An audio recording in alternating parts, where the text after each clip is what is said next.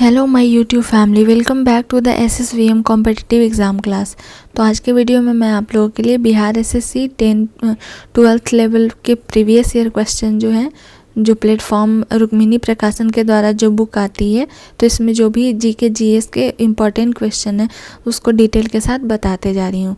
तो आज का पहला क्वेश्चन है, निम्नलिखित में से कौन मोनेरा समूह से संबंधित नहीं है?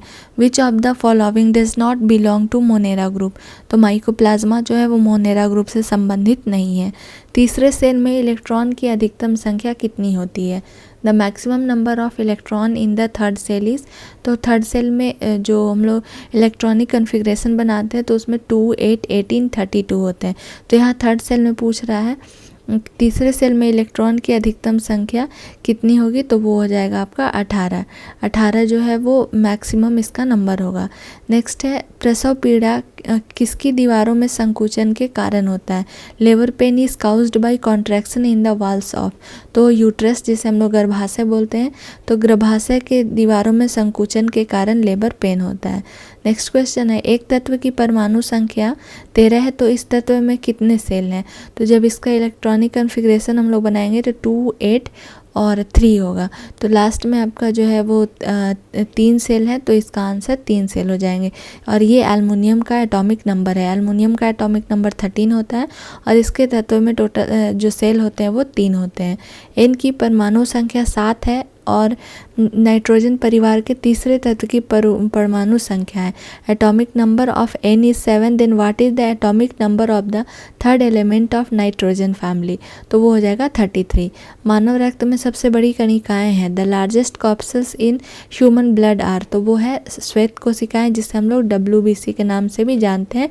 ब्लड वाइट जो ये है वाइट ब्लड कॉर्पसेस के नाम से इसे हम लोग जानते हैं। तो ये ह्यूमन ब्लड का सबसे लार्जेस्ट कॉर्पसेस के रूप में जाना जाता है। नेक्स्ट है, यदि तापमान बढ़ता है तो ध्वनि की गति क्या होती है? बढ़ती, घटती या सेम रहती है? If the temperature increases then the speed of sound. तो साउंड की स्पीड जो है वो टेम्परेचर को इंक्रीज़ करने पर वो बढ़ती है। एक वस्तु 4 सेकंड में 14 मीटर और फिर 2 सेकंड में दूसरे 16 मीटर की यात्रा तय करती है, तो वस्तु की औसत गति कितनी है? Travels into one thing and then into another, what is the average speed of the object?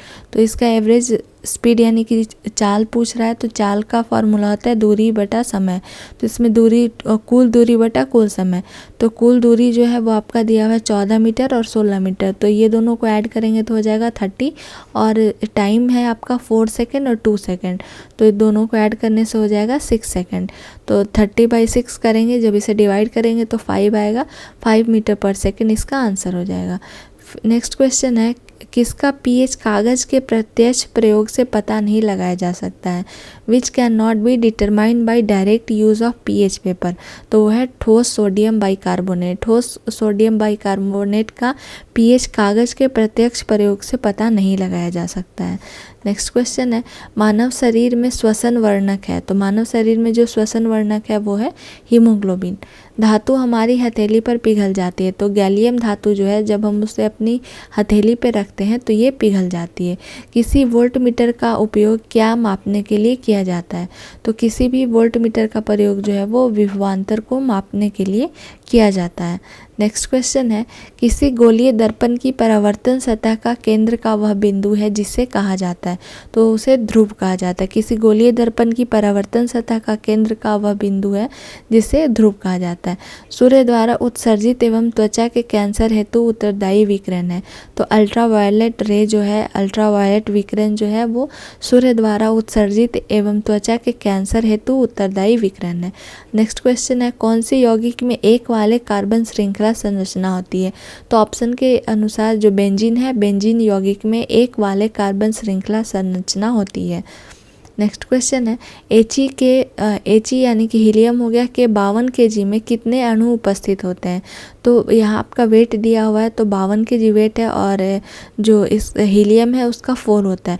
तो इसे हम लोग डिवाइड जब करेंगे 52/4 तो आएगा 13। तो हीलियम के 52 kg में 13 अणु उपस्थित होते हैं। यदि किसी वस्तु पर लागू एक स्थिर बल की दिशा में वस्तु द्वारा स्थानांतरित बल और दूरी के परिमाण के रूप में दर्शाया जाता है तो इसे क्या कहा जाता है? तो इसे किया गया कार्य कहा जाता है। नेक्स्ट क्वेश्चन है, एक वस्तु 6 सेकंड में 18 मीटर और फिर पुनः 4 सेकंड में 18 मीटर की यात्रा करती है, तो वस्तु की औसत गति क्या होगी? अभी सेम हम लोग ऐसा ही न्यूमेरिकल को देखे थे। तो इसमें जो चाल हम लोग निकालेंगे औसत गति, तो चाल का फार्मूला होता है दूरी बटा समय। तो दूरी, कुल दूरी यहाँ एक दिया हुआ है 18 मीटर और दूसरा भी है 18 मीटर, दोनों का जो समय है वो बस अलग अलग है।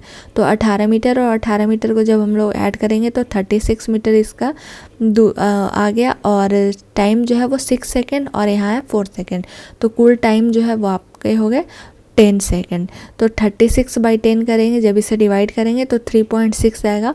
तो इसका आंसर हो जाएगा 3.6 मीटर पर सेकेंड।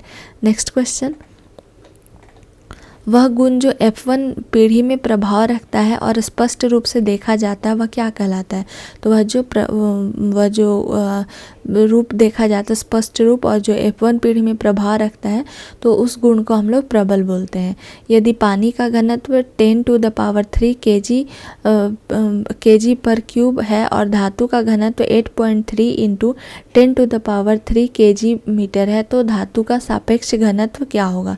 तो धातु का सापेक्ष घनत्व जब निकालने के लिए बोलेगा तो ये हो जाएगा धातु का घनत्व बाई पानी का घनत्व। तो 8.5 × 10⁻³ और इसका घनत्व भी है 10⁻³। तो 10⁻³ से 10⁻³ कैंसिल हो जाएंगे तो बचेगा 8.5। तो इसका सापेक्ष घनत्व जो है वो 8.5 होगा। निम्नलिखित में से कौन सा समीकरण किसी ढांचागत रासायनिक समीकरण को निरूपित करता है? तो ये Mg+O2 मैग्नीशियम और ऑक्सीजन है, इसको जब हम लोग मिलाएंगे तो मैग्नीशियम ऑक्साइड बनेगा। तो ये है रासायनिक किसी ढांचागत रासायनिक समीकरण को निरूपित करता है। तो ये आपके जो प्लेटफॉर्म बुक जो रुक्मिणी प्रकाशन का है, इसका सेट 2 था। सेट 1 भी आपको इसके पहले वाले वीडियो में है। साथ ही साथ मैं आप लोगों को खान सर के द्वारा जो बिहार एसएससी के 10+2 बुक लॉन्च की गई है उसका भी डिटेल बताते जा रही हूँ। प्रैक्टिस सेट 1 और प्रैक्टिस सेट 2 इस वीडियो में आपको मिलेगा। नेक्स्ट प्रैक्टिस सेट 3 जो है वो कल आप लोगों को डिटेल के साथ मिलेगा। तो आई होप आपको ये वीडियो पसंद आया होगा। अगर मेरा वीडियो पसंद आता है तो please like, share and subscribe करना ना भूलें। Thanks for watching my video.